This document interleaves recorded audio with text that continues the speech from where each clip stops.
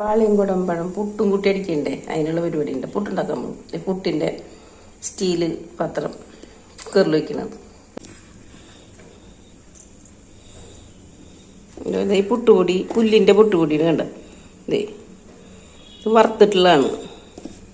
പുട്ടുപൊടി വറുത്തിട്ടാണ് നനച്ചിട്ടുള്ളത്.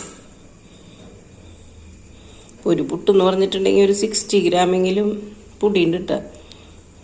60 ഗ്രാം പൊടി എന്ന് പറഞ്ഞിട്ടുണ്ടെങ്കിൽ കാലറി ഒരു 140.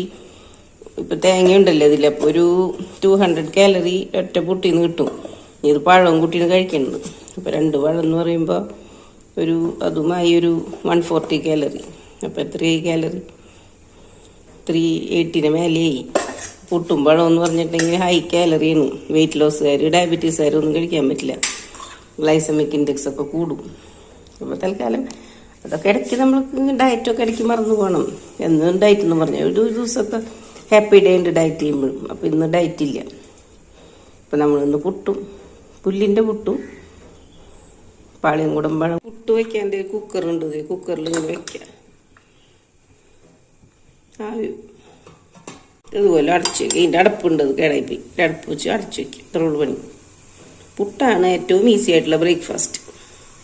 അതുകൊണ്ട് കേരളത്തിൽ ഒരുവിധ ആൾക്കാരുടെ വീട്ടിലും പുട്ടായിരിക്കും.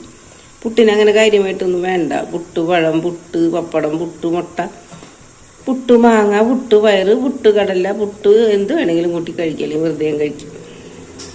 പുട്ടും ചായയും. പുട്ടായോ നോക്കാൻ ഒരു പരിപാടി ഉണ്ട്. അതിന് ഗ്യാസ് സിമ്മിൽ വയ്ക്കുക. അത് ഇങ്ങനെ പ്രസ് ചെയ്ത് നോക്കുക. സോഫ്റ്റ് ആയിട്ടുണ്ടെങ്കിൽ പുട്ടായി. അപ്പം നമ്മുടെ പുട്ട് റെഡിയായി.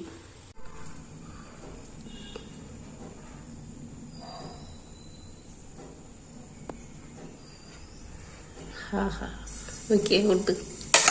പുല്ലിൻ്റെ പുട്ടിനൊരു പ്രത്യേക ഭംഗിയാണ്. നല്ല ഡാർക്ക് കളറും ബ്രൗൺ കളറും അതിൻ്റെ കൂടെ തേങ്ങയുടെ വൈറ്റ് കളറും. എന്തൊരു നല്ല കോമ്പിനേഷൻ. അതേപോലെ നല്ല ടേസ്റ്റിയാണ്, നല്ല ഹെൽത്തിയാണ്.